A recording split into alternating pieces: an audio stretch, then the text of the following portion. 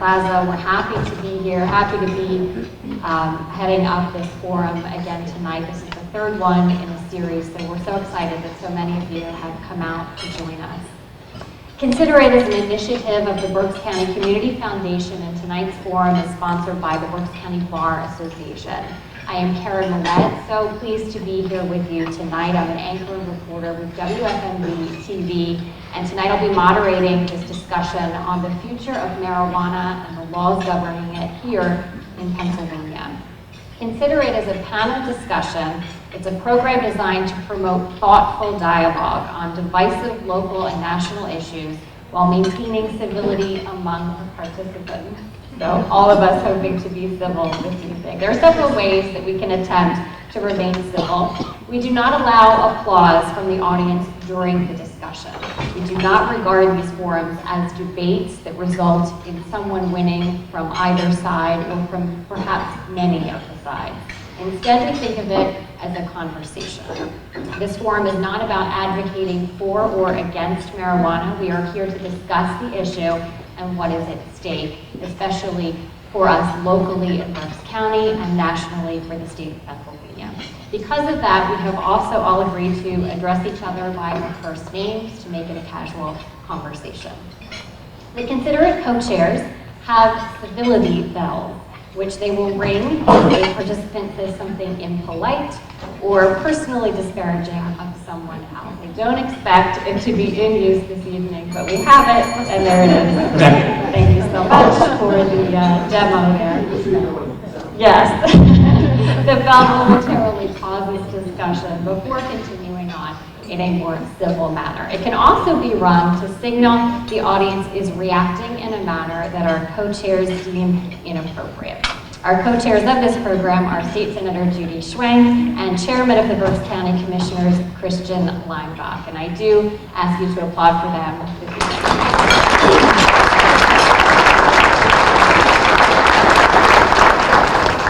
Committee members help set the topics and the direction of these programs. Tony Balistrere, Steve Omarzuki, Bill Gage, Mary Carbu, Joan London, Karen Miller, Art Grimm, Kevin Murphy, Michael Rivera, and Mary Lou Rodriguez-Bauer. There are a few times tonight where applause is allowed, as we just did, and I encourage you now to recognize the considerate committee volunteers.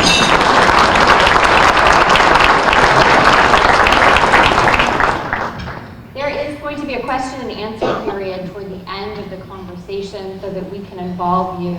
Our considerate correspondent, Heidi Williamson, was over in the corner, Vice President for Programs and Initiatives at the Community Foundation. She will read your questions. So in the packets that you have on your tables, there are some small paper ballots within that. It's a question form. If you have a question that you would like to ask or have Heidi ask for you, fill it out, hold it up, and someone will be around to collect it. And we really encourage you to get in on the conversation. It's why we have you here tonight, so that you can get answers to perhaps questions that you have on this topic. So we do encourage you to fill out those forms and ask your question.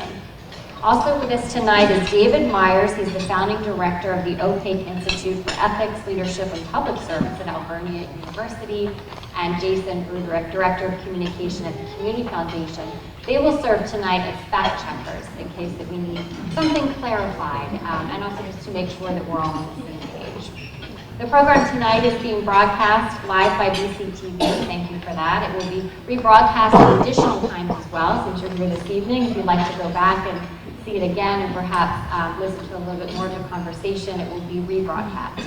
You can help us improve on further considerate programs by filling out the surveys that are also part of those packets on your tables. Please fill them out. And at the end of the program, you can just simply leave them on the table, and someone from the Community Foundation will collect them. So without further ado, let us begin tonight's discussion. We'll start with some background. In April, Pennsylvania Governor Tom Wolf signed a bill into law legalizing medical marijuana. Implementation of a state medical marijuana program was expected at the time to take about 18 to 24 months. Since then, Governor Wolf has broached the subject of potentially decriminalizing possession. And now, in recent weeks, some Reading City Council members have discussed the issue and will likely talk about it again at their meeting, which coincidentally happens to be tonight. So with this as the backdrop, we would like to discuss the implications of such a move. To begin, let's get a brief overview of how marijuana is being handled in Colorado. Barbara Brohl is the Executive Director for the Colorado Department of Revenue, which oversees enforcement and regulatory activities for marijuana. Barbara, thank you so much for being here with us tonight. Could you tell us how your program is being handled in your state of Colorado? I can, thank you. Thank you very much for inviting me and my colleague Louis Koski to be here with you tonight.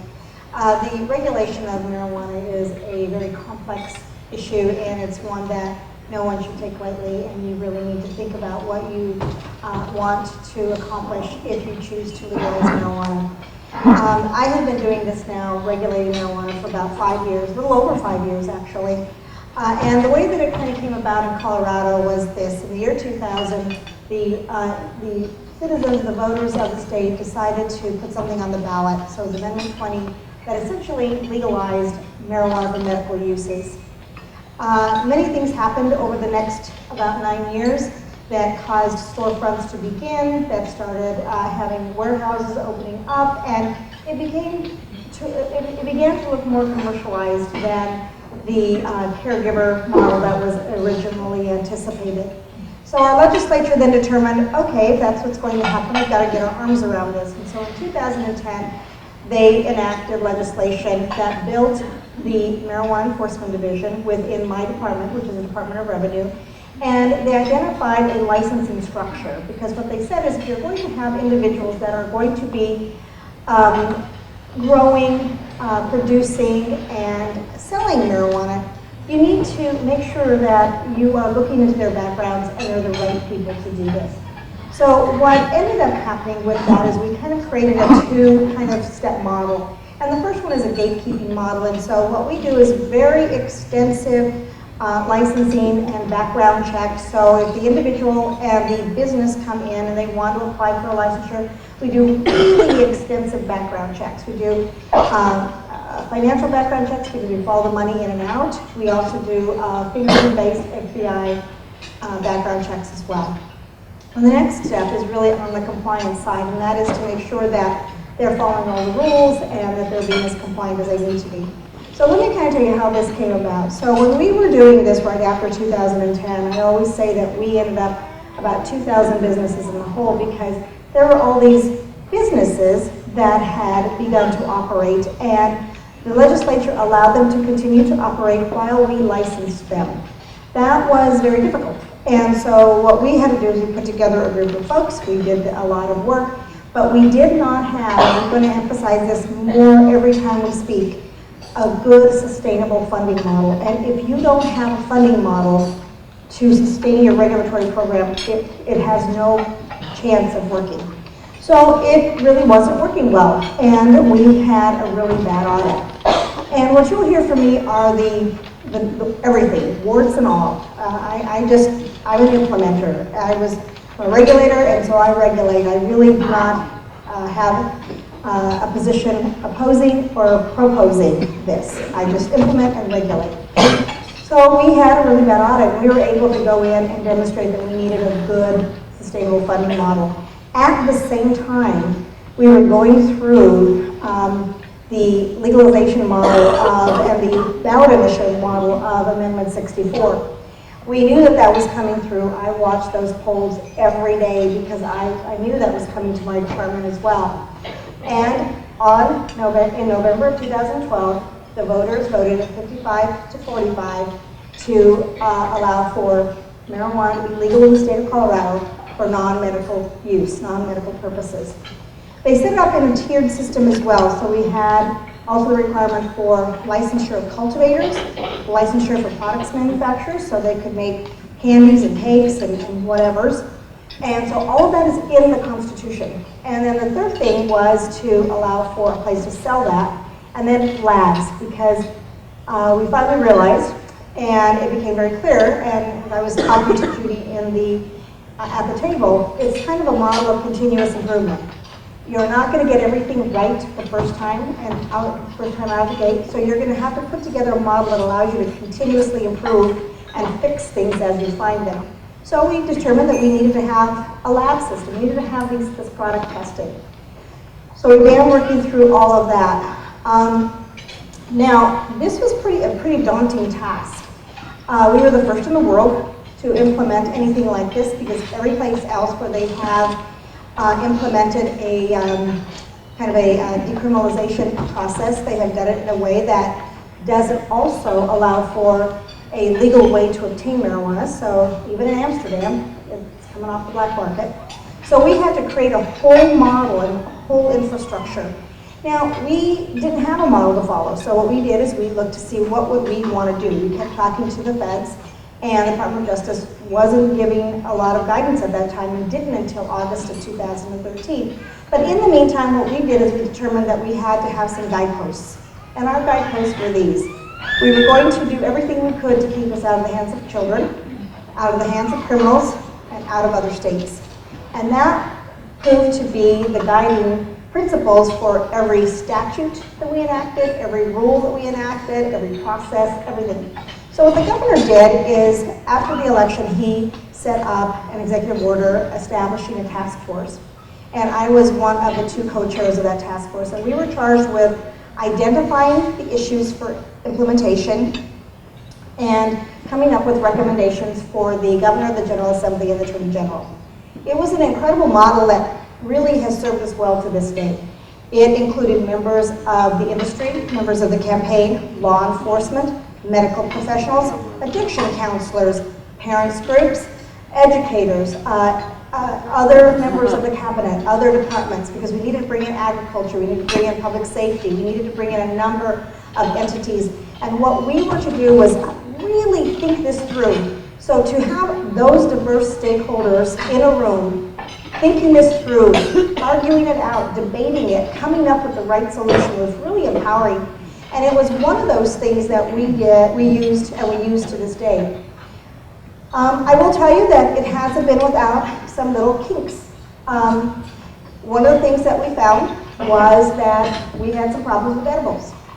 And that was something we had to deal with. And part of the reason was because, and this is going to sound a little bit interestingly odd, and I find myself saying a lot of things that I never thought I would say, but our medical marijuana users are more sophisticated than our recreational marijuana users. And the reason I say this is because they know their dosage requirements, they know how much they should take, they know how much they should use, and then how long to wait before they try something else.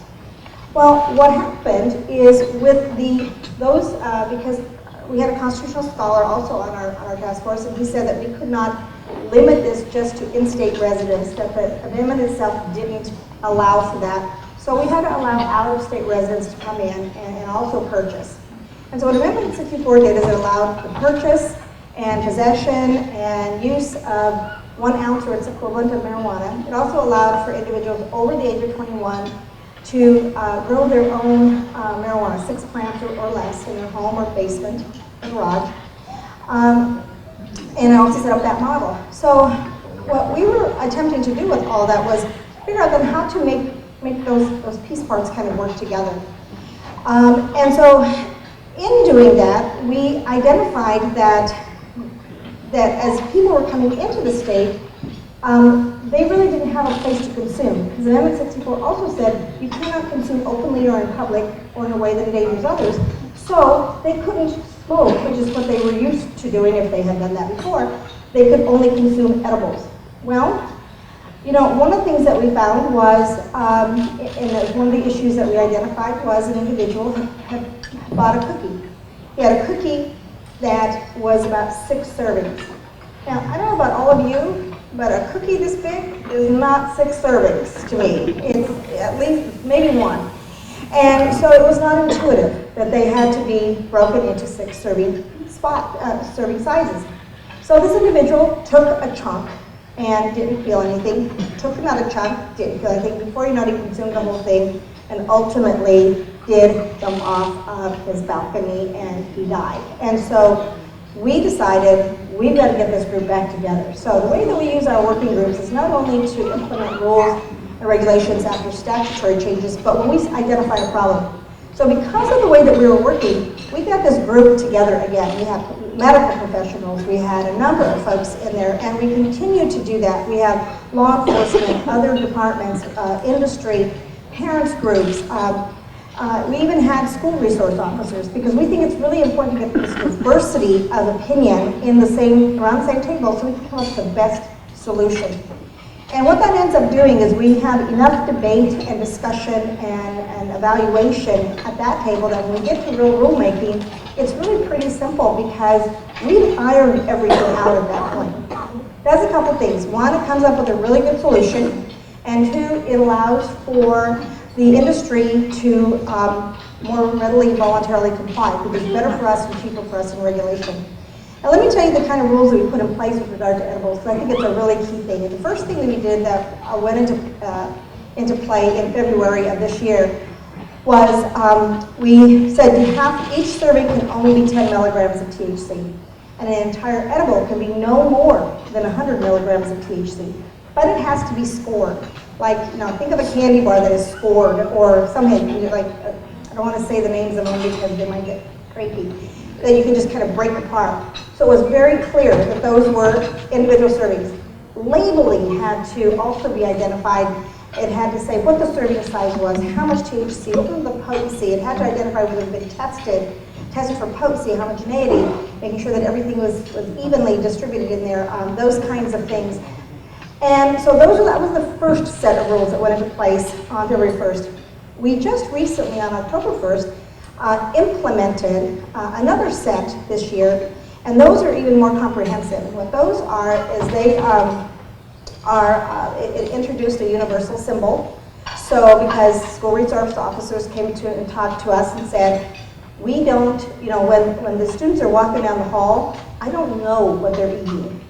And we said, okay, we can fix that. And so what we did is we require a universal symbol that signifies THC. It's a diamond with the letters THC and an exclamation point that have to be marked, imprinted, stamped on every single serving on an edible of a marijuana edible. In addition, if it's something that can't be marked, obviously like a powder or a bulk product, then it has to be packaged in a single serving. The servings, everything that's edible has to be an opaque packaging. It has to be in a child-resistant packaging, and it must maintain its child resistancy. So those are the key things. The other thing that we did, though, which I thought was really a key thing, was Barbara, I ask that you just make this your last point on this topic, and then I do want to get to the other panelists. That's fine. That's fine. Well. And I apologize. I can talk about this all day. But this is the key thing, and I will do that. No longer can an individual merely purchase bulk products like gummy bears and then spray THC on it. So that is no longer allowable, and neither is the use of the word candy. So we have used these working groups in order to help us to improve this process as we move along. Thank you for that overview. And again, this is a model that's being used in Colorado, so we're interested to hear your thoughts on how it's working there. I'd also like to get a little bit thoughts on what didn't work with you a little bit later tonight. Let's move on to another panelist, Dr. Stuart Gitlow, a general forensic and addiction psychiatrist, executive director of the Annenberg Physician Training Program in Addictive Diseases at the Frank Foundation. He is immediate past president of the American Society of Addiction Medicine, and he believes marijuana use can cause people to, quote, and correct me if I'm wrong on this quote since you're here for us, experience long-term psychiatric disease, and those who use it heavily prior to age 25 are more likely than non-users to experience a drop in IQ. Stuart, your take on the moves here that are happening in Pennsylvania. I think we're in a difficult position, and again, thank you for having me here this evening. Welcome, everybody. We're in a very difficult position. We're in a country that loves intoxicants. We're in a country that embraces intoxicants. We have everything from tailgate parties to holiday parties, and unlike other areas, where when it comes to drug use, we believe individual rights are more important than societal rights. Let me give you an example. Some years ago, the country had a nationwide argument as to whether or not we needed to impose seatbelt laws. Now, most people go their whole lives driving and don't get thrown through the windshield of their car, but some people do. In order to protect the minority, the few people who are going to get thrown through their windshield, we all agree we'll wear our seatbelt. And that way, all of us are protected, including the people who would have been injured in some way. So we made the decision, and the decision that we made was that the good of the few who were going to get thrown through the windshield was more important than all the rest of us having the liberty to drive unencumbered. At the same time, we live in a society where, imagine that we had a room 10 times this size, with 10 times as many people in it, and every single day, all of those people were wiped out. And that's how many deaths we have per year from tobacco. And imagine that we had a room this size, with this many people in it, and every single day, all of the people in this room were wiped out. And that's how many people we lose from alcohol. And then imagine we have a room about half this size, and every single day, all the people in that room die. And that's how many people we lose each year from opioid overdoses. And yet we tolerate this. We don't ban cigarettes, we don't ban alcohol. We're okay with the fact that all of these people die every year, despite the fact that they get no benefit from this tobacco use and no benefit from the alcohol use, any more so than those of us got a benefit from not wearing our seatbelt. No benefit, no bottom line improvement. So when we talk about marijuana, what we're really talking about is adding another intoxicant to the group. And you might say, well, wait a second, Dr. Gitlow, no one dies from marijuana use. Well, nobody dies from smoking pot today, any more than somebody dies from smoking a cigarette today. But 500,000 people a year die from smoking cigarettes. And you might say, well, wait a second, it hasn't been proven that marijuana causes lung cancer, pulmonary disease, heart disease, and so forth. That's true.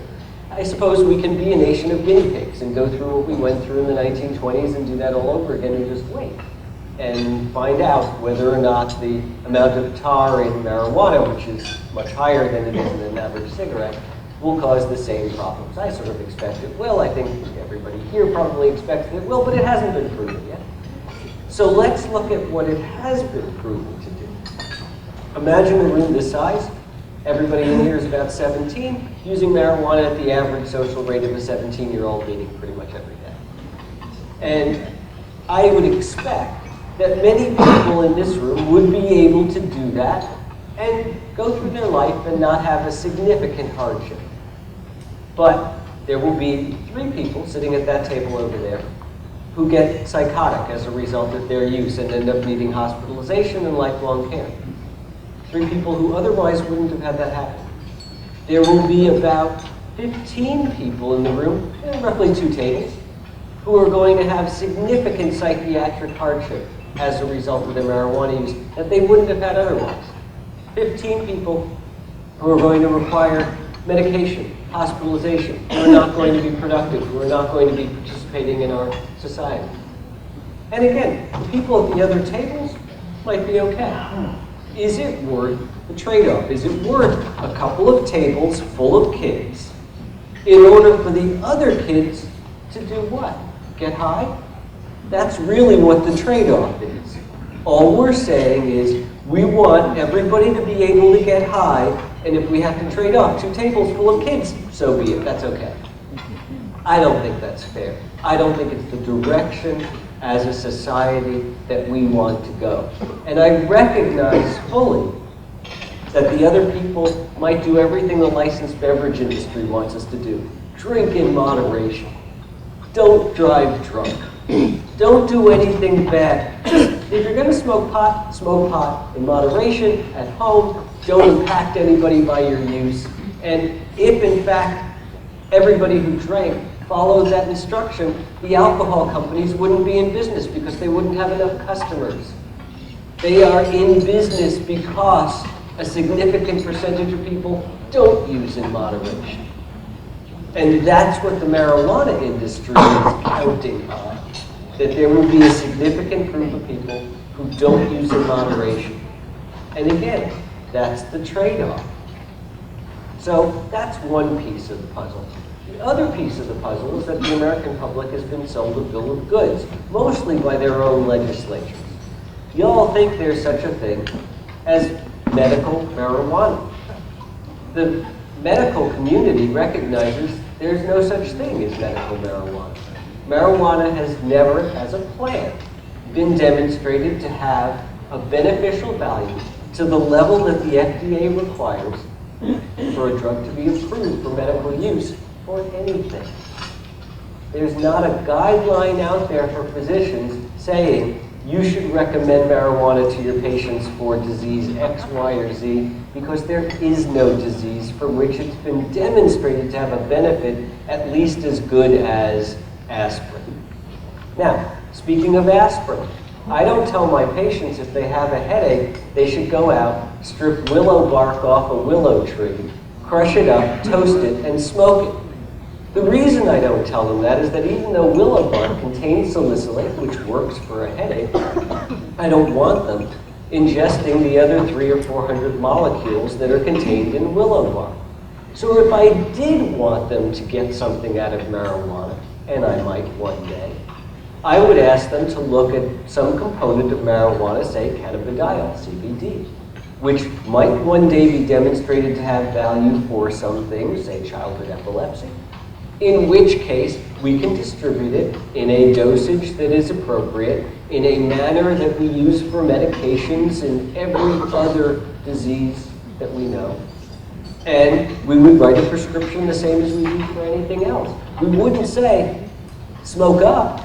We wouldn't say, y'all should just use it for whatever ails you. That's not the way we in this country look at medication, unless we're talking about marijuana. And the only reason I can think of for the difference is that there are a lot of people who want to get stoned. If it weren't for that, we would be looking at it the same way we look at any other medication. We'd say, look, this medication might work. Let's get it tested. Let's get it studied. Let's synthesize out the component that works. And let's market that the way we normally market a medication. But no, we haven't done that. And why? Is because we as a country love to get intoxicated. If that weren't the case, we wouldn't be where we are now. And the direction that we're going is the wrong way to go. Thank you, Stuart. Also with us tonight, Chris Goldstein. Chris is Communications Director at the Philadelphia chapter of NORML, which is the National Organization for the Reform of Marijuana Laws. Senior Editor at Freedom Leaf Magazine and the Philly 420 and a Philly 420 columnist at Philly.com. And also Kevin Sabet. Kevin served in the Obama administration as Senior Advisor at the White House Office of National Drug Control Policy. He co-founded SAM, Smart Approaches to Marijuana, the largest donor to anti-legalization initiatives on the ballot in 2016, director of the Drug Policy Institute, and an assistant professor at the University of Florida College of Medicine. Thank you so much for being here today. Chris, we'll start with you. What do you think would happen in Pennsylvania and Reading here specifically, since we're in Berks County tonight, if marijuana was to become fully legal here? Well, first we'd see a huge benefit to our local economy. Let's get something clear, that we've spent 100 years with cannabis prohibition. Prohibition was never a science-based policy. And in fact, it ties very closely to Pennsylvania. Harry Anslinger, the guy that brought you the movie Reefer Madness and was this country's first drug czar, was from Altoona, Pennsylvania. He's actually buried in Hollidaysburg. And it was 1970, from 1937 to 1970, the federal Marijuana Tax Stamp Act was the only prohibition. Now, if you go down to Sheetz and you buy a pack of cigarettes, there's a tax stamp on the bottom of the pack of cigarettes. In the 1937 prohibition, it was very well known by the American Medical Association. In fact, the AMA was the only group to testify against prohibiting marijuana in 1937. Because if you think about a doctor's bag in 1937, it was filled with all kinds of tinctures, and in fact, cannabis tinctures were part of the doctor's medicine back then. We get to 1970 and we have the Controlled Substances Act. And again, it ties here to Pennsylvania. Raymond Schaefer was a Republican two-term governor of this state. He modernized our Constitution. And when the Controlled Substances Act was created, marijuana was put in Schedule 1. It was said to have no medical value. It was said to be right next to heroin and LSD. Actually, LSD wasn't in there in 1970.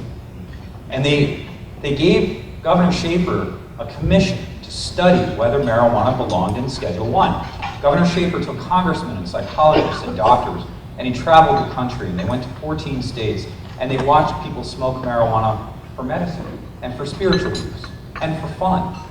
And when they came back to Washington, D.C., and they had to write up their commission report, Schaefer sat down as a good conservative Republican that he was and realized there was a fundamental issue of liberty and freedom that was deeply at stake.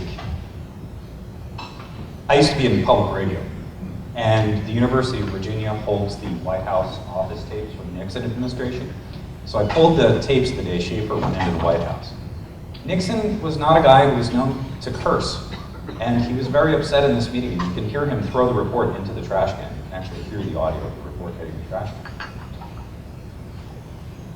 This was not a science-based policy that brought us to 2016, where Colorado has to regulate a marijuana industry. What would happen if we legalized it in Pennsylvania today? Let's not act like there isn't a marijuana economy in Pennsylvania today. Now, using data from the National Institutes of Drug Abuse on what average use rates are and some other data sets, I did an estimate. I think that conservative, we're selling about $2 billion worth of marijuana in Pennsylvania every year. That's all cash. It's all changing hands in your community every day. The question you have to ask is, do you want a piece of that money or not? Because right now, in Reading, the question is decriminalization. Now, we decriminalized marijuana in Philadelphia 2 years ago. That means you get a $25 civil ticket instead of handcuffs. We've reduced arrests by 80%. I mean, we're arresting 4,000 people a year in Philly. And every time you put handcuffs on somebody, you just spent $1,200 of your own tax dollars. Just put them in handcuffs and take them down to the station, book them, fingerprint them, take a picture. So to take nice mugshots of stoners, this community is spending possibly about $1 million a year. There are 303 marijuana possession arrests in Reading last year. There were only 200 arrests for heroin and cocaine combined. Marijuana possession represents half of your drug enforcement in this town.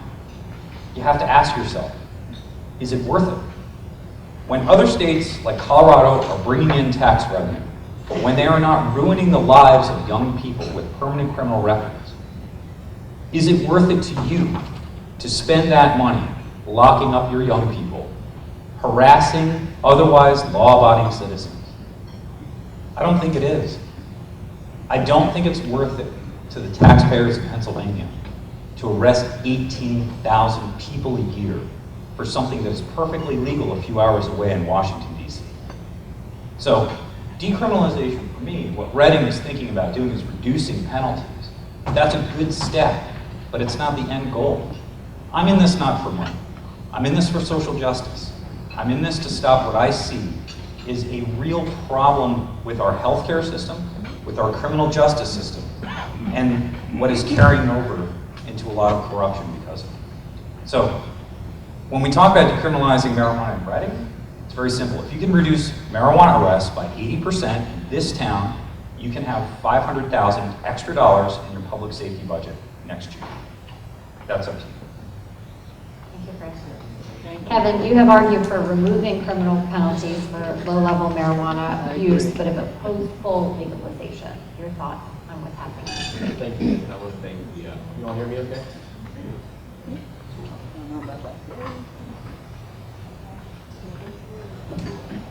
Check it's on. I want to thank the Berks Community Foundation for having me and for this lively discussion. You know, I think we need to, and as we premise and coming off what Chris said, I think we need to distinguish different public policies. We're already talking about 3 different policies all at once, and they are different. On the one hand, we've mentioned medical marijuana, which I think is an interesting thing to talk about, probably not the main subject of today. I agree with Dr. Gitlow and every medical association that let's do the research. If marijuana's components are found to have medicinal value, get it, to a pharmacist at a drugstore, and have doctors prescribe it for whatever's needed. That's very different than some of the models in California or going through the legislature and legislating medicine. I do worry about medicine itself being a political process in that way.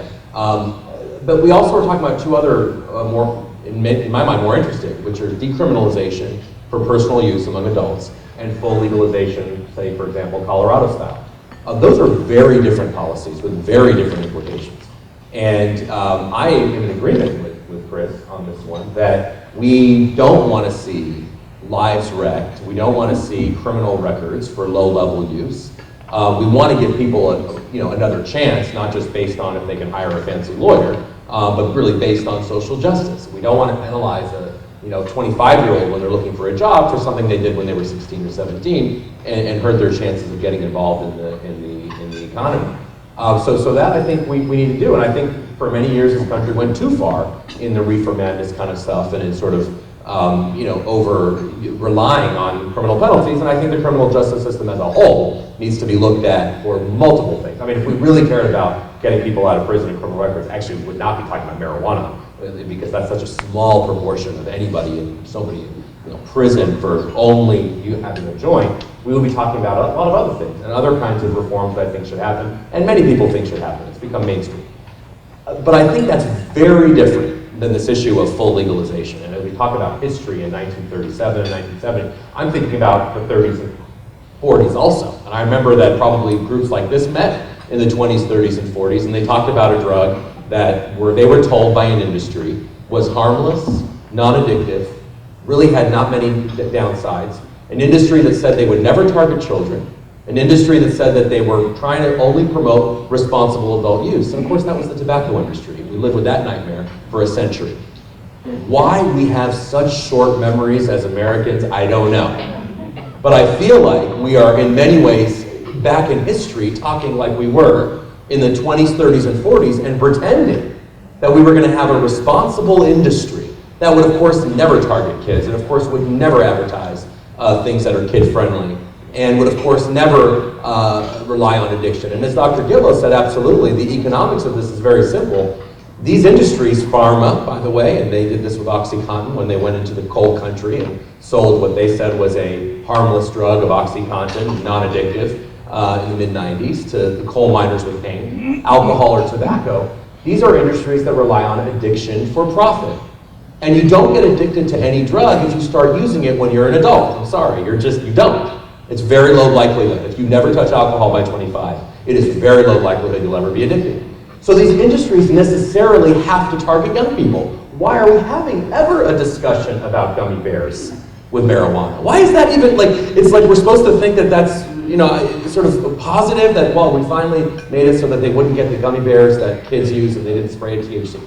The fact that we're having that conversation, the fact that we're having the conversation about, and let me tell you, I think that Barbara and Governor Hickenlooper and folks like Andrew Friedman have been doing an incredible job with a very difficult task. So this is not against what you were saying, this is something that you're doing as part of your job. But when I see what's going on in Colorado, and I see that we have an industry that's taking the playbook from tobacco and marketing things like, sours and gummy straws and lollipops and chocolate bars, and we have to, kill ourselves to even get, and literally people have to die like Levi Thunbaum, I'm glad you brought him up, that we have to wait for that in order to have the chocolate bar be so that has perforation so you can separate it. That we have to wait for that so we have a diamond on the chocolate bar. We wanted a stop sign on the chocolate bar, and I believe the industry said, absolutely not. When Amendment 64 passed, we sat down with them and said, all right guys, we know you won. Let's go easy on the gummy bears. Maybe we can not have those because those are so kid friendly. They said, forget about it. We won. Folks, this is American style commercialization. And I don't want to see people in prison. I absolutely think we need to reform our criminal justice system. Interestingly, that we just got a report saying that there are now more Black and Latino kids getting arrested in Colorado for pot than they were before legalization, which is interesting. 2014 went up, by the way, for white kids it went down. So when I look at the social justice implications of liquor stores, And I look at the fact that in Philadelphia, there are 8 times as many, like my parents live in Radnor, okay, they live in the main line. There are about 9 times as many liquor stores in West Philly than there are 10 minutes down Route 30 on the main line. These industries target the most vulnerable among us. They target young people. And I don't care if an adult wants to use marijuana in the privacy of their own home. This isn't about adults using marijuana. This is going much further. And by the way, when you all think of marijuana, I have a feeling you don't think of lollipops, gummy straws, or cookies. You might think of the joint that was passed around in college, you know, or something like that. Folks, that's not marijuana now. We're talking about the THC-infused edibles, which is a huge part of the market. So I worry about Big Tobacco 2.0.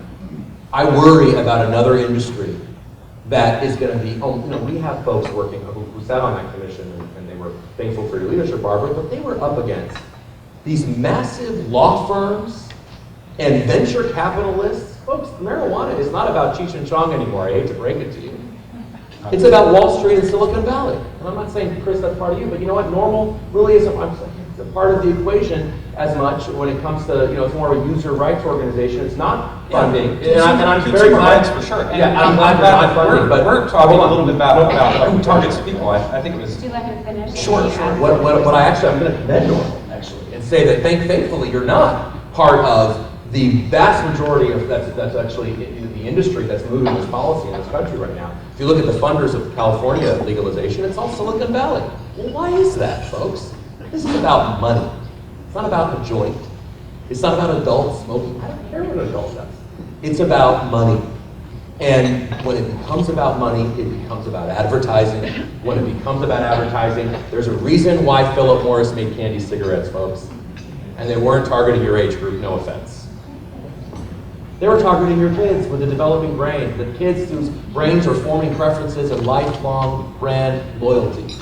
That is what this is about. And so it's one thing to say decriminalization. I think it's interesting that the governor's talked about it. I'm glad the governor hasn't gone further and said, and I'm glad he's taken the advice of the governor of Colorado, who basically has said, go slow. I don't recommend you just walking into this quickly to any governor when he's asked.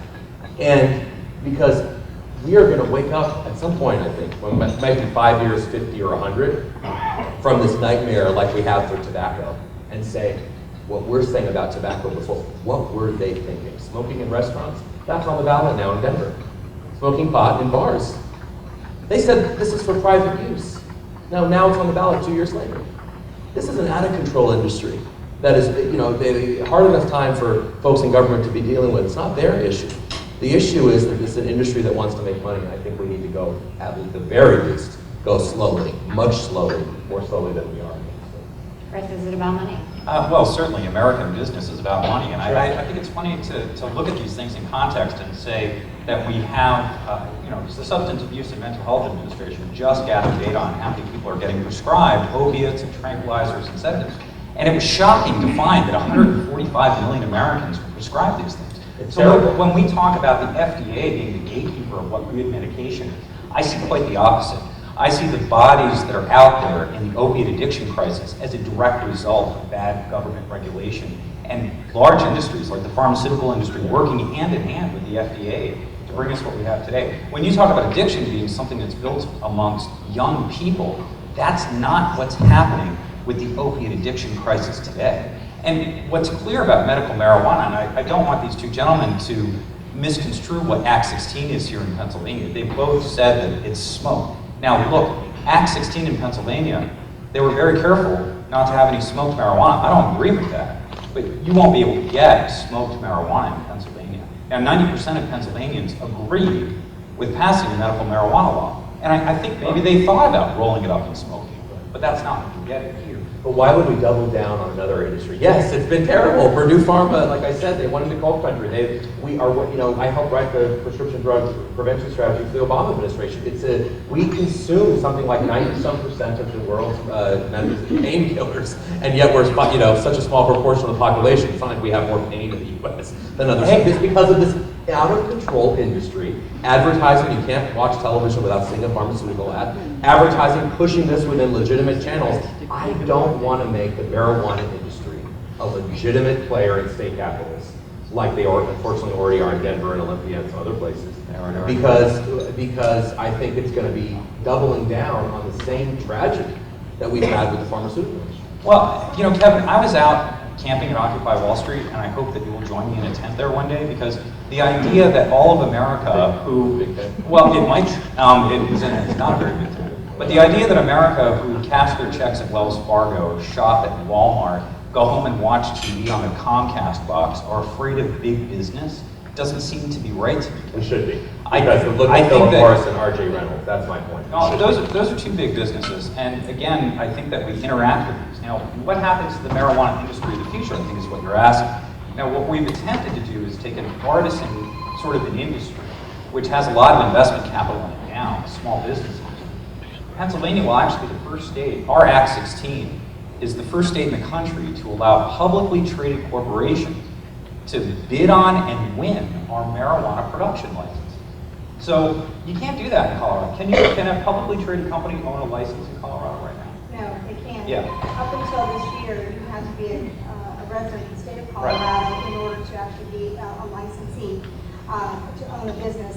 This year, we're doing something allowing for some out-of-state investment, Right. but it has to be limited to 15 humans, and it can't be, so you can't have a limited liability company owning a limited liability company owning something else, but then because it's the same thing, it's considered ownership, and they will have to go through the background checks and the financial checks.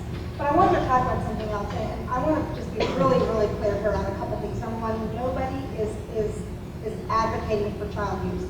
I also am not advocating that you legalize in any manner. That is something you have to decide in your state for yourself. But I do want to talk about the alternatives to legalization.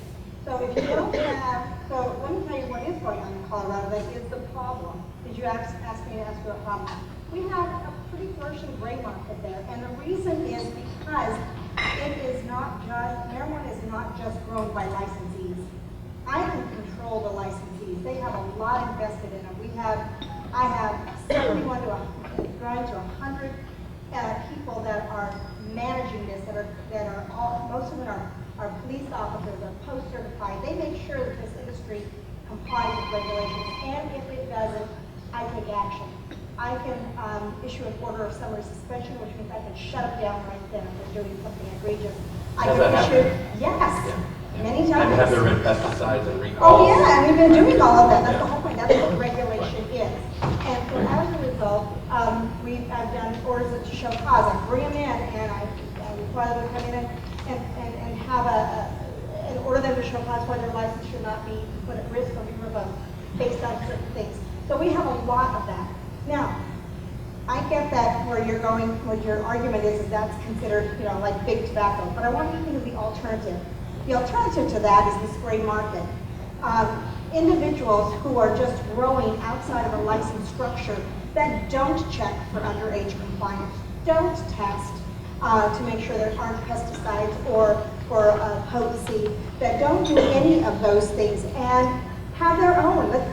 As you mentioned, I mean, the market is flourishing out there. We just don't know it or we don't see it. So we ran through that experiment with alcohol, and the experiment was called prohibition. And this is 100 years ago. And when we ran through that experiment, remember, in prohibition, you weren't, in most states, prohibited from having your own alcohol. You were allowed to have your own alcohol. It was the manufacture and the shipping of alcohol that was not allowed in prohibition. So it was essentially a gray market. During prohibition, per capita use of alcohol dropped by 50%. Morbidity due to alcohol, sickness due to alcohol, dropped by 2/3. That lasted all through prohibition. And for 10 years after prohibition, it took almost a generation for the use of alcohol to come back up to where it had been. You're right.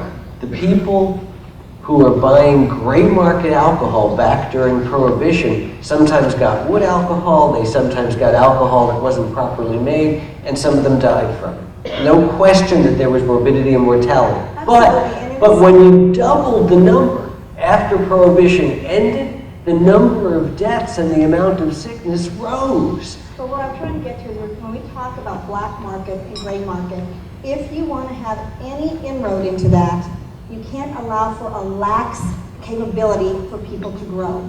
And that's what's happening. If every adult gets to grow 6 plants, if every caregiver gets to grow anywhere from 6 to 99 plants, if all of that happens, what happens is it confuses law enforcement because there isn't a bright line.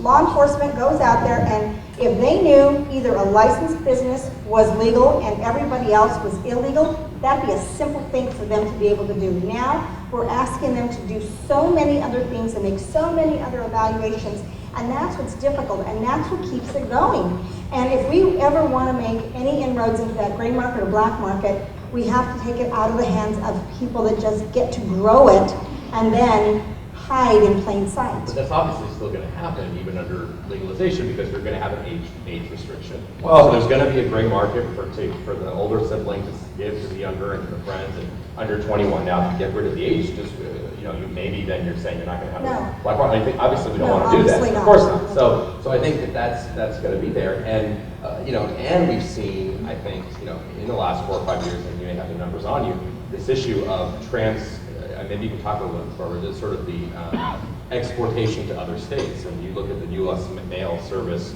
in terms of what they've interdicted from Colorado, it's much higher now than it was 10 years ago. And it's because of that gray market. It's because it's created confusion with local law enforcement. Local law enforcement goes to a home, and we've talked with them. And when they walk into that home, and the individual says, "Oh, I'm growing for my own personal use." Well, there's a lot more than 6 plants here. Oh, well, then I must be a caregiver. Oh, well, let me see your and so it becomes that. So if you have a pretty bright line test for law enforcement, it's a lot easier for them to do their jobs as well. But here's also the issue of bringing the gray. Here's the issue, though. Again, Pennsylvania has a $2 billion marijuana economy. Even the DEA is here to tell you that 90% of the marijuana that's smoked in the United States is grown right here in the United States. We're not shipping this in from Colombia. It's a domestic cash crop. So the question is, how do we get states like Pennsylvania and the underground market to come above ground? Because what we've seen in Colorado and in other states is a problem with diversity. We're not seeing the underground operators of today become legitimate business owners of they're tomorrow. often dealing with a lot of other drugs. The idea that That's not true. No, I totally disregard that. No, I'm sorry. I'm sorry. The marijuana market of America, if you think that there's $2 billion worth of marijuana being sold here in Pennsylvania every year, that is an incredibly efficient underground market. It doesn't have the time to interact with the other risky other drugs. The GAO, 2 billion was your estimate? 2 billion. Nobody does an estimate. Dave can check on that for us. We have some fact checkers to make sure stats that we're giving are correct. Yes. Again, it's my own estimate is the $2 billion Pennsylvania economy. Look, I know there's another. I'm not here. I don't think we're here under an illusion that there's because it's illegal, no kid's getting marijuana. That's not easy to get. It is easy to get. Of course it is. The issue is, do we want the number of people who are using it now? And by the way, most people, Stu will tell you this, are trying marijuana once, 50% of high school seniors, and then they don't do it again. They don't like it. It's not part of their life. A small proportion sort of go on to using kind of more or the heavy use. But the question is, do we want a small proportion? Yes, with an underground market and the issues. You're saying it's not as connected to cocaine or heroin, so it's not as, I guess, violent and connected to that. Do we want that underground market, or do we want a market that is undoubtedly going to be much bigger overall? When you have Madison Avenue advertising, when you have products like that, we didn't have pot gummy bears. You can't tie the use rates together.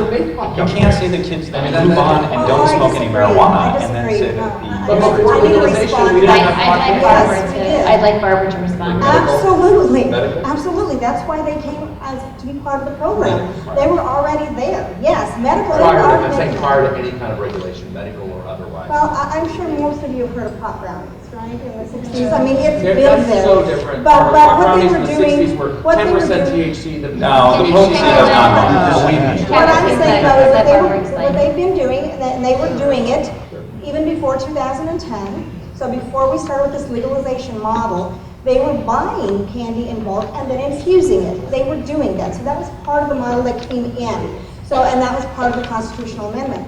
That's why, frankly, one of the things I also talk about when folks ask me, should I do this, is to look at whether you think you're going to get a groundswell of support. Because if it's put in your constitution, you can't change it absent a constitutional amendment. But if your legislature does it, your legislature can change it. And so I think you need to think about this from a moving forward perspective. Am I going to tell you to do it? Absolutely. Do I think you should go slow? You bet. However, these are the things that I want you to think about.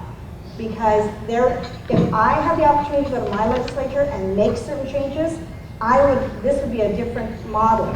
But it's in our Constitution, and it's in our Constitution because the folks decided they didn't want to wait for the legislature. $5 million was spent on that initiative in the 64, I believe, something like that.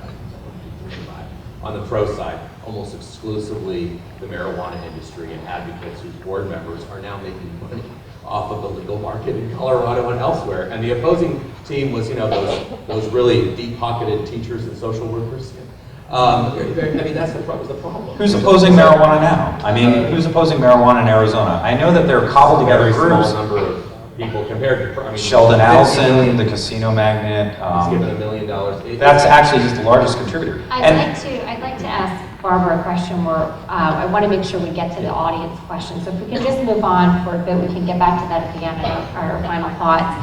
Because marijuana is still a Schedule I drug in terms of federally, are you experiencing problems in Colorado, and what drawbacks has that had you? Is it the cart before the horse, doing it as a state, as we're doing here in Pennsylvania? Yes, and you bring up a really good point, because it is still illegal at the federal level, and I'm not only talking about criminal penalties, because everybody knows that and talks about that, but we rely as state government on the federal government to do things that it doesn't do when in this industry.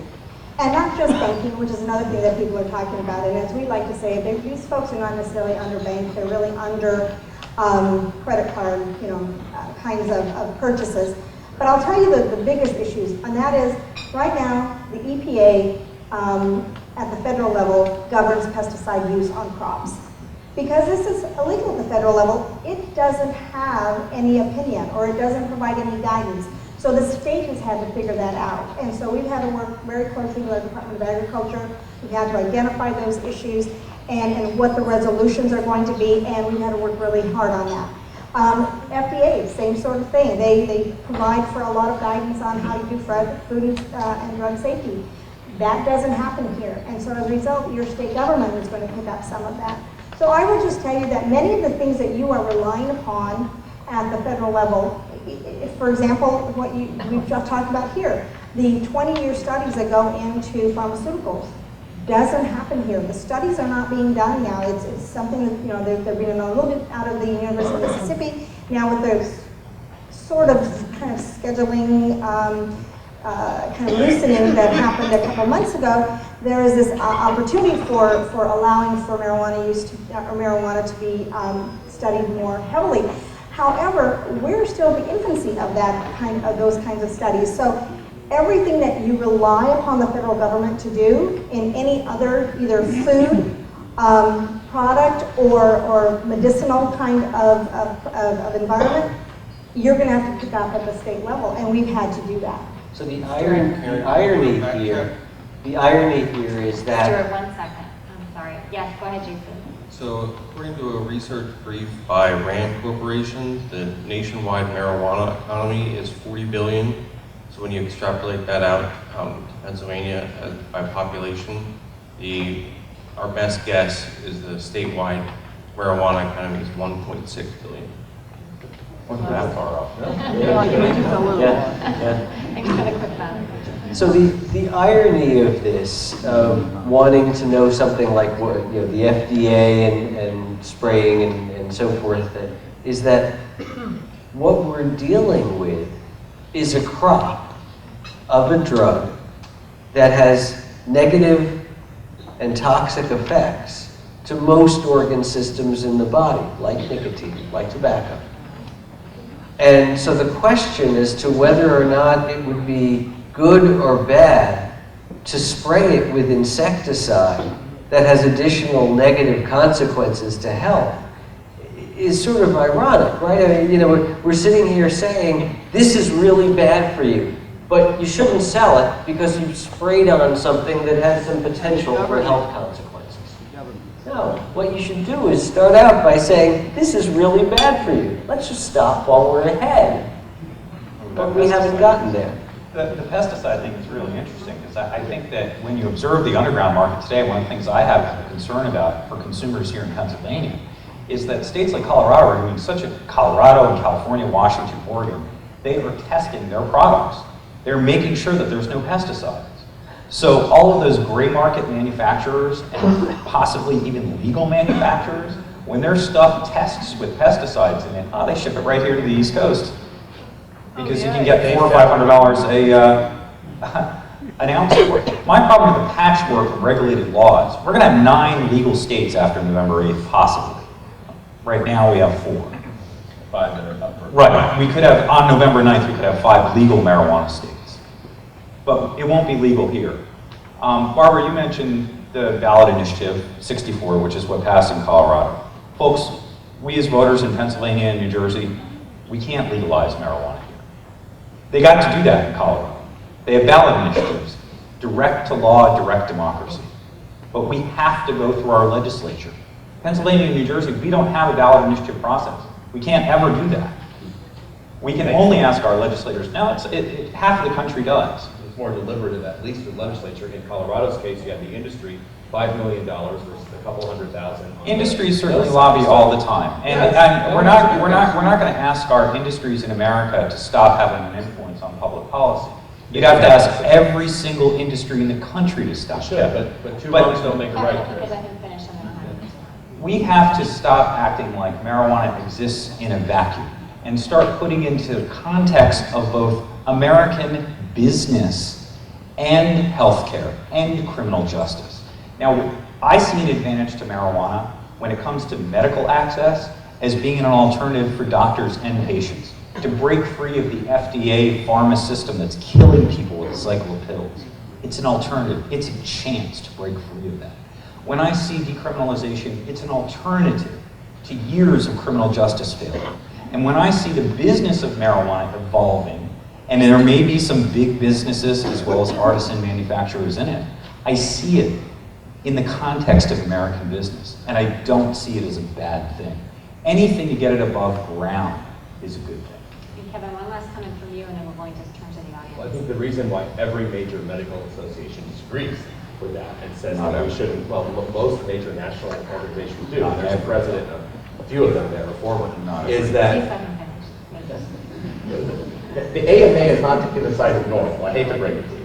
They're taking the side of the American Public Health Association, of the Mayo Clinic, and of the major world bodies like the World Health Organization that's just done a major review on marijuana and essentially found that today's marijuana is bred in a way that is so much more intoxicating than the marijuana of the past. We haven't even talked about what else they legalized in Colorado, which were 90% oils that have 90% THC. It has nothing to do with the marijuana other than it extracts from it.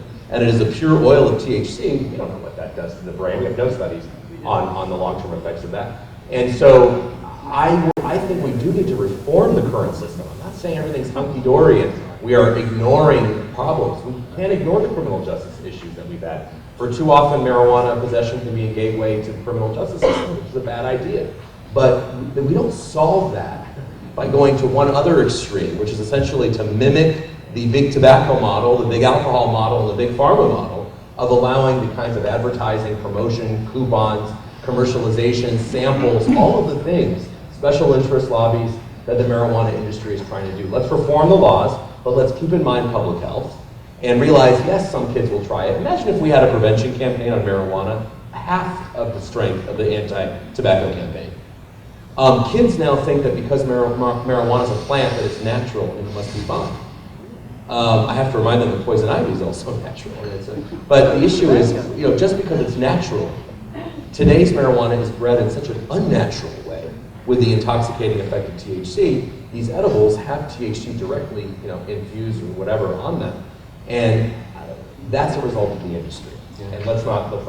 I have to clarify one thing that he said. Very briefly, please, and then we need to get right to the audience. The only thing that's lawful in Colorado is 1 ounce or its equivalent. Now, its equivalent, because we've done an equivalency study, is 8 grams of concentrate or 80-10 milligram servings. So this concept that everything has been legalized is not exactly true. The concentrate. The concentrate, but it's only 8 grams of it. It's not At a huge time. amounts. Yes, that's one. That's all that can be purchased or have in your possession is. Do the marijuana stores talk to each other? 8 grams, it's 8 So if I grams. go to one marijuana store and get an, and then No, go to another, do they no, talk you to each can't. other? We'll go back to that again. I'd like to take some audience questions and hear from you, hear what you're interested in hearing tonight. Heidi. Thank you all. We have a lot of questions. I don't know that we're going to get to all of them, but we're trying to get to as many as we can. As you know, Pennsylvania's medical cannabis law, now Act 16, only passed earlier this year. This is for Barbara. Regulations and implementation are still in the works. This person is a member of the Pennsylvania Medical Marijuana Advisory Board and will be working to ensure that Act 16 works for real patients and that it can be expanded to work for more patients. As someone with experience dealing with a successful medical marijuana program, what is your opinion on the relationship between policy and politics? In other words, who in Colorado is responsible for expansion? The legislature or regulators? And how can we expand our program quickly but still do so responsibly? Okay, that's a really interesting question because we actually all have a different part to play. One of the things you're going to hear, and I've heard it before about the lobbyists, and there are lobbyists, and they have become very strong. However, they also work and they address issues before a 100-person legislature. And so as a result, there has to be, we always talk about it being, you know, that you have to have a majority in both the Senate and in the House, and then the governor has to sign in order for anything to become a bill. Once that's done, then we then take it over from an administrative perspective on the regulator side, and we create the rules. Now, we have a great deal of interaction with the legislature during the legislative session. We testify on bills on a continuous basis. We have, we also, as I mentioned before with that working group, we have that whole group that we also address things with, and we invite legislators to be on that group with us as well. And so, with regard to expansion, what I will tell you is that, in my opinion, you want to go slow as well. You want to let the reins out as you know they're working, and then you can maybe do a little more expansion if you think it's needed. It's too hard to open it up and then try to pull it back in when you find issues.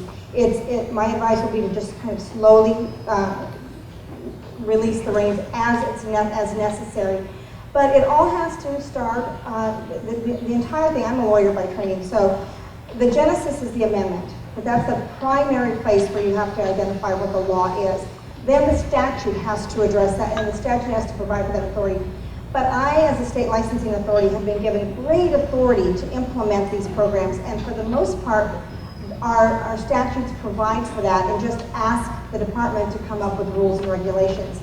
We really take that seriously. Last year, we actually modified and developed 141 rules in 5 or 6 different working groups. This year, it was 147. So we are continuously doing that look back and see what's working, what's not working, what do we need to tighten, what do we need to do in all of this. So I will tell you that, from my perspective, don't loosen the reins too quickly. I think one point on that is interesting that in Colorado, one, I think, positive aspect of the way the law was written is that local jurisdictions can decide whether or not they want to have, they can opt out, like retail or marijuana stores. And that's really interesting because I think it's about I don't know if this has changed, but the last time in your report that I read, 68% or so of the local jurisdictions, correct, that in Colorado have actually banned the sales of marijuana. And so they don't have the, is that right, 68, 60, whatever it is, but the majority of municipalities have banned selling, which is very interesting, because a lot of the local officials say, well, wait a minute, we voted for Amendment 64. I thought you all wanted legalization because you voted for it. And people say, yeah, I voted for it, but I didn't want a pot shop on Main Street. I didn't want it by my kid's school. I didn't want it by my, near my backyard, essentially. And people don't really know that almost 70% of jurisdictions in Colorado don't even have marijuana stores because they have voted to not have them. And again, we need to be careful. In Rhode Island, where we have legislative marijuana, about 90% of those receiving recommendations from a doctor saying that they can use marijuana have no past history of chronic medical illness other than addictive disease. So the majority of them are under 30 years old and have an addiction history, but no chronic illness. So the medical community views this whole thing as not only a farce, but as you know, basically the industry lying to the American people. There is no medicinal use of marijuana at this time, not from a physician's standpoint. So if people want to argue that don't have any scientific background that there is medicinal use, great, so be it. But make your decision an educated one. I'd like to get to the next question, Heidi, if you could. Okay, this question is for Chris. How do you respond to those who say decriminalization doesn't take marijuana out of the hands of irresponsible dealers who may lace the product with other dangerous drugs like fentanyl? I don't think I've ever heard of fentanyl-laced marijuana, actually. And I mean, there are certainly a lot of things. There are things that are laced on marijuana, for sure. Fentanyl is not one of them. So you're never going to encounter that, thank God. It doesn't take it out of the hands of dealers. You're absolutely right. And what we're seeing, even in states that have legalized it, is that until we have a national policy, until we have changed federal prohibition, until we have created a robust interstate commerce system for cannabis, we're never going to get it out of the underground market. I mean, that's what I want to see as my goal, is not just for people to stop being arrested, but for everybody in the underground market today to have that American dream, to have a chance to go legitimate. Now, you may think I'm like slightly bonkers for saying something like that, but I'm here to tell you that the people who consume cannabis in Pennsylvania today are law-abiding citizens. They're the fabric of your community. They're your parents, they're your brothers, they're your sisters, they're your neighbors. And until we can take, you know, Kevin, I appreciate when you say that it's okay for people to smoke marijuana in the privacy of their home. And that is essentially what decriminalization does. It's about personal possession. But in the privacy of my home, I might also want to have my children. I might also want to have my firearm. And when I'm smoking marijuana in the privacy of my home, and if I have my kids and my firearm, all of a sudden the privacy's gone. And until we have federal reform, now we've talked all about What in that case, if there was federal? again, Kevin, in the context of America. Too far away from the question. The question is about decriminalization. Does it get out of the hands of dealers? No. Does it stop 18,000 arrests in Pennsylvania? Yes. And can we work on bringing the underground market above ground? I think there's good examples of how it. Heidi, your next question. This is for Stuart. There is no larger lobbyist than Big Pharma. Do you feel that they are behind not wanting to see legalization because the farmers will lose on their bottom line and lose control of the congressional mission? Well, here's the question, right? If a component of marijuana is found to be useful, then we will be in a position of saying, let's synthesize that molecule. Let's make it available through, of course, the normal pathways that medications follow, meaning Big Pharma. Pharmaceutical company, one of them would have to pick that up and say, we're going to manufacture it, or maybe a number of them would pick it up and manufacture it. The interesting part of that comes down to the patenting issue. It would be very difficult, I think, to put any pharmaceutical company in a position where they could patent this medication. And that's why pharma hasn't actually rushed into it. The various components are all well known. And when one pharmaceutical company came out with THC as a branded prescribable product, Marinol, right? Your doctor can prescribe legitimately for any number of indications Marinol. And what's the problem with Marinol? People don't like using it. They don't like the sensation that they get from using it. They don't like the fact that it doesn't work as well as smoked marijuana. But for what? Is it because they don't get as high? Or is it because it doesn't do the indicated job as well? So I think what we're seeing is the pharmaceutical industry is going to be standing back from this one until something actually gets shown to work. We're not there yet. So I agree with the issue. It's always an issue. Do we want to be in the hands of big tobacco, big marijuana, or big pharma? I don't think any of us would want to be held by any of those organized groups. But I don't think we're at that decision-making point yet. I think the first step is, let's see if we have a product here that does anything useful, and then let's make the decision as to how we want to go forward with that. Please, Stuart. Okay, your next question. Before we do, we have an article that we were able to find talking about the fact that in North Dakota there was a warning about marijuana being laced with methanol, with meth and fentanyl. With meth and fentanyl together. Look into that. Yeah, the fentanyl is a synthetic chemical. When you set it on fire, I don't think that anything would happen. So, little time. Nothing good. Okay, the next question is for Kevin. Why Pennsylvania?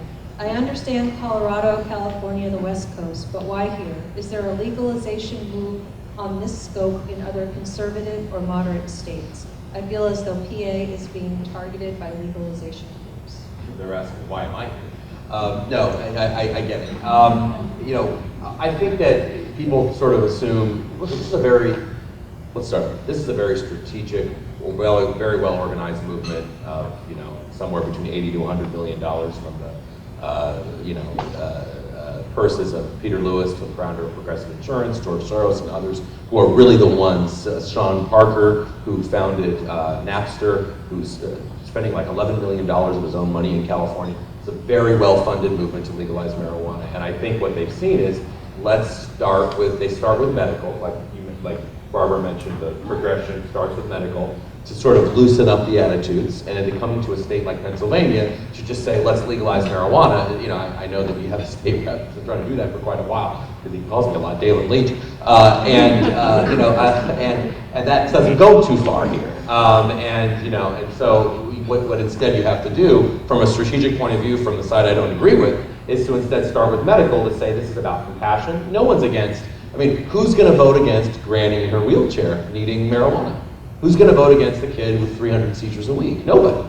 So if you roll that person down to the legislature, it's going to be very difficult for our elected officials here to say no to that. Now, by the way, I do think there is a role for CBD oil for the kids with seizures done in a regulated way. I think if we can regulate a pure CBD oil, and it's not about sort of getting high, which it's not, because CBD doesn't get you high at all. I do think that there's a movement for that. The point is, you start with medical overall, and then you move on to legalization. So you couldn't start with legalization here. And a state like Pennsylvania is such a, not a state that you would think automatically is going to go to pot. That's California, right? That's anybody around here is going to do it. It's Massachusetts. Maybe it's those crazy folks in Maine or whatever. It's not going to be a state like Pennsylvania, Ohio, Michigan. These sort of states, sensible. And I think that is a key target because it's not the intuitive state. And because you start with medical, and then you go forward. If the medical folks would say, "Well, stop with medical," and then it had about that, then maybe we could have a discussion. But we didn't start with medical here. We start with decriminalization. We decriminalized marijuana in Philadelphia. Then we passed medical marijuana. Yeah, decrim is actually part of the process, and why decrim is so important. First of all, Sean Parker and George Soros have never given me any money. Just so we know, I want everybody to know that I'm not getting any money, and I wish I could. I drove up here on my own dime, ready to tell you what, the turnpike tolls are killing me, okay? And so I wish Sean Parker would give me $1 million to do it here, but I've been working in Pennsylvania on legalization since 2008. And if I had $5 for every member of the legislature to ask me for a free sample, I'd already be a millionaire too. So, not you. I'm just saying. But when you say that Pennsylvania is a conservative state, for a while we kind of were. It was just us rab-scrabble volunteers. It wasn't until medical marijuana passed and there was some interest in the industry that we started to see the kind of lobbying influence that we have today. Some of which I don't necessarily agree with, but I also understand as an evolution of business. So, look, when people talk about some sort of targeted in Pennsylvania being conservative, look, Kevin, I've been working here since 2008. the legislators in Harrisburg, Republicans and Democrats, they're not all Dale and Leach, and they're not all Barry Joswiak either. I've worked with a lot of these guys. And I don't think that the views are as extreme as what we hear in the public rhetoric. I do think that state legislators see some writing on the wall. And it's not a matter of one extreme or the other. It's not a matter of prohibition or full legalization. It is a matter of regulation. But you know, at where I'm at, everybody talks about a wait and see for Colorado. We've been waiting and seeing since 1937. I don't think that we can invest and, as you say, pump the brakes or slowly do these things. Look, at 18,000 arrests a year here in Pennsylvania, you couldn't stop that fast enough. And in Pennsylvania, dropping it 80% in 2 years, that's pretty darn good, but it's not enough. Not arresting, again, is not the same thing as full-blown legalization. Not arresting is not the same thing as full-blown legalization. That's what I've been trying to say. I didn't say it was a conservative state. I said it's not an intuitive state for legalization. And so this is Hempfield, Pennsylvania. I think it's pretty good. I think it's pretty intuitive, Hempfield. Heidi, your next question. One of our district justices that I thought might be worth reading, at least from a part of Berks County. She says that we do not lock up people in Berks County for low-level marijuana use. Right. The defendant doesn't receive a permanent criminal record. The offender pays the cost. A prosecution finds the cost of supervision fees. Right. There's a drug and alcohol evaluation. And follow-up work when deemed necessary. The defendant pays for that. The record is then sealed or expunged, and the prosecution doesn't have to leave the jurisdiction or invested office. That's from the local DA, Which right? I think is great. Yeah, so the local DA, the Berks... Local district justice. Yes, the local Berks County District Attorney. So in looking at some of these numbers... I'm sorry, the District Justice, yes, I'm sorry. The District Justice is looking at the outcomes of your cases. So, sorry. When Governor Wolf said that he wanted to decriminalize marijuana, your district attorney, Mr. Adams, was one of the first people to say, no, we don't need to decriminalize marijuana. We're very nice to people. We give them ARD, which is what your justice is talking about.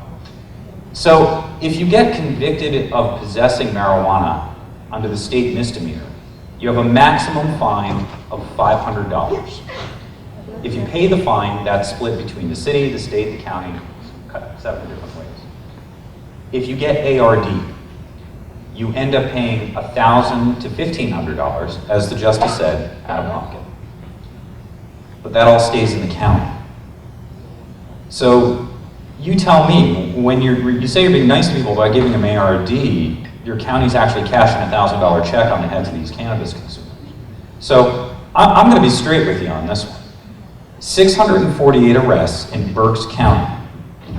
That's 3 times your arrests for heroin and cocaine. Now, I'm not here to debate whether we should be arresting everybody for drugs, because I'm not sure that this policy works overall, but I'm here to ask you where your enforcement focus should be. How many more people use marijuana versus?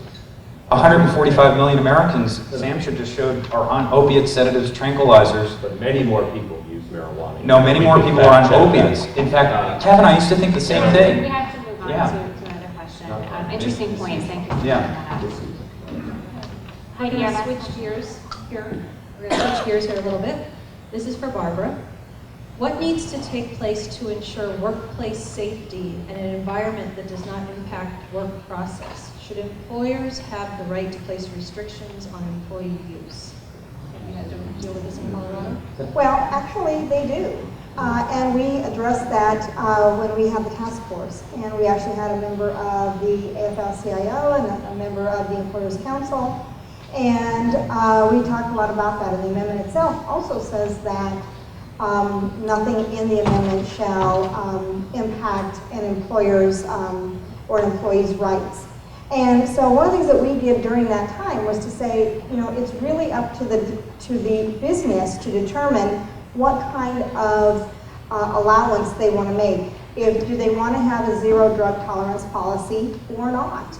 And if they do, then they need to make sure it's in their human resources manuals and in their training and in their annual certifications that they do every year.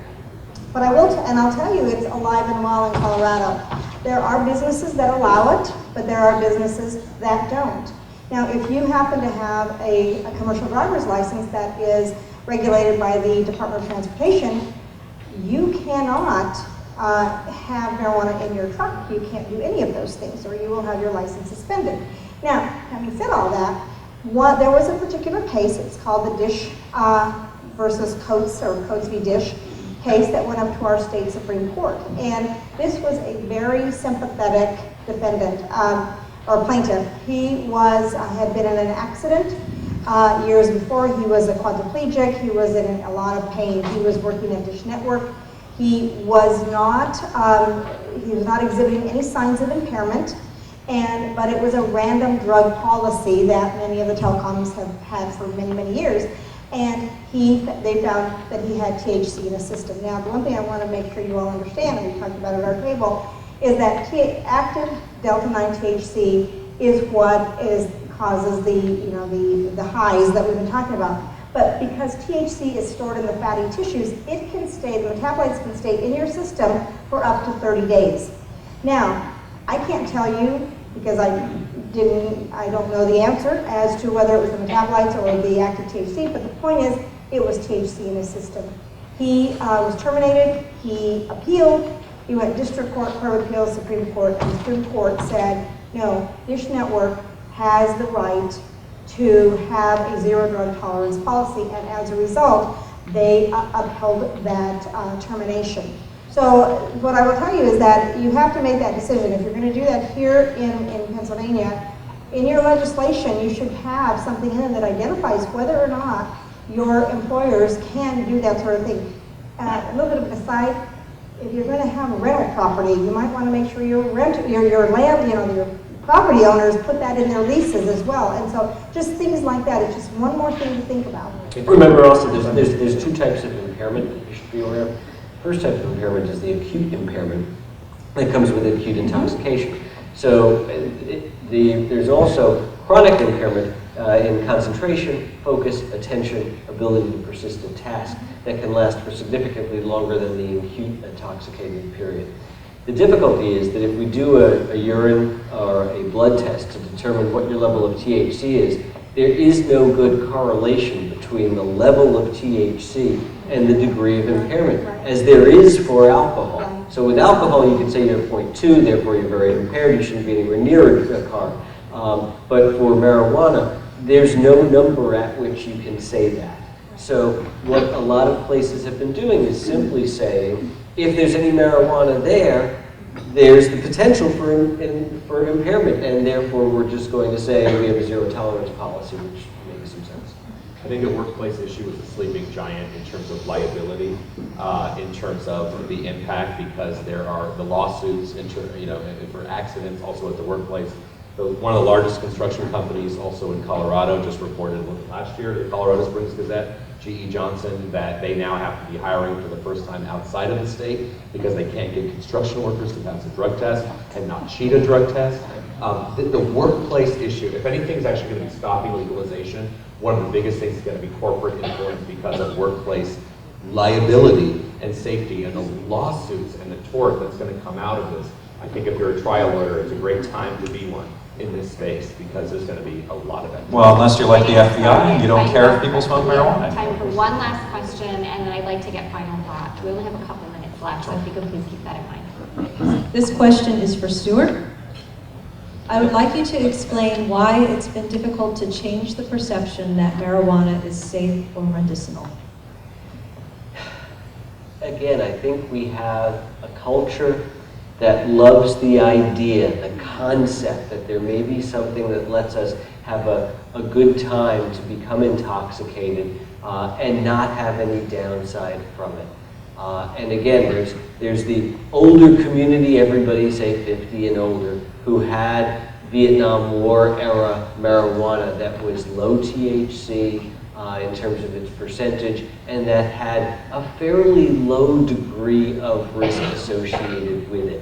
So you've got that whole group of generations, and then you've got the younger generations who have access to the stronger marijuana, but most of whom can use it from time to time and have no obvious negative consequences. So we have a population, again, we look at a room this size, most of the rooms, 3/4 of it, if you all were using marijuana on a regular basis, would never have had a real negative impact from that use. There would be a minority who do. And the minority who have had difficulties, they don't want to stand up and say, I've had difficulty with marijuana. There's a stigma about that. They don't feel comfortable sharing that with other people. And so we're in a situation where the people who have used it and have had no problems, have no difficulty standing up and saying so. Of the people who have had problems, the last thing they want to do is draw attention to themselves. And so the perception is one of safety when that doesn't exist. And we have time for about 30 seconds of final thoughts from each of you. Kevin, I'll start with you. Yeah, I think we should absolutely be going slowly. I think we should be deliberative in this. We obviously don't want anybody who's suffering to be, continue to suffer. But the idea that we want American-style legalization, the First Amendment protects commercial speech. It's going to be a threat to landlords and property. It's going to be difficult for the workplace and really for our kids. How does more marijuana help our kids? I don't know. At a time when we're trying to be globally competitive and increase our education, a drug that over time, if you use a lot of it, which the industry wants kids and others to do, diminishes educational performance, is very different than the idea of an adult, after the brain's fully developed, using marijuana in the privacy of their own home. Let's make that distinction and not fall on the side of big tobacco.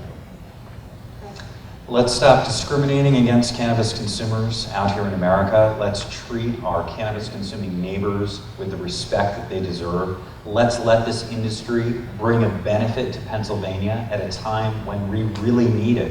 And let's have marijuana start this discussion about healthcare, about pharmaceuticals, and about our criminal justice system that we so desperately need to have. This is half of our drug arrests. This is half of our drug expenses. We can do something different with this. We can legalize marijuana in Pennsylvania. We can have the same benefits that other states are realizing today. Both John Wayne and Yul Brynner stood up for the tobacco industry for years and promoted the use of certain brands of cigarettes, saying these were safe, they felt good, they were something that they thought everybody should smoke.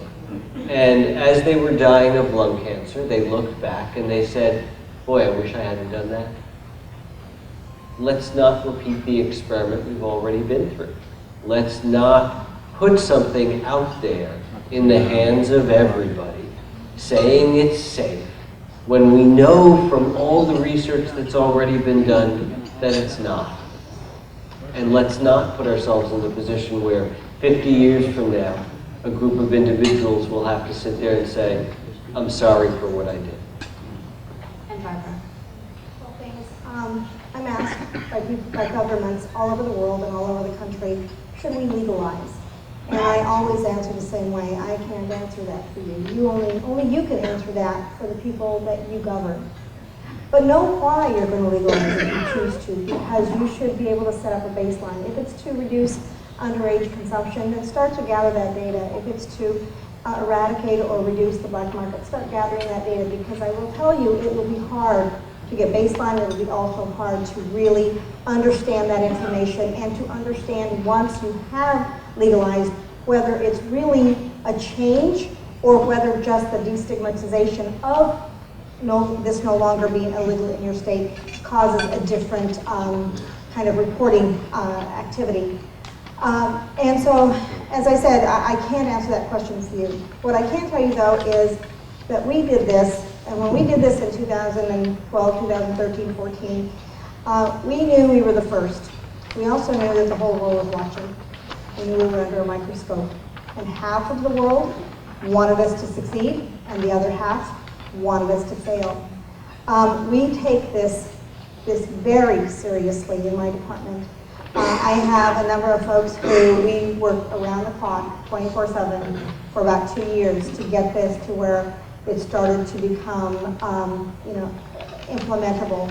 And we work all the time. The question about, well, why didn't we do things earlier? Well, it's because, as I mentioned, we found ourselves with 2,000 businesses already with certain things in them. We had to then come in and then regulate, bring them into regulation, which is not an easy task. So if you can start off regulating and regulating well, you're going to be light years ahead.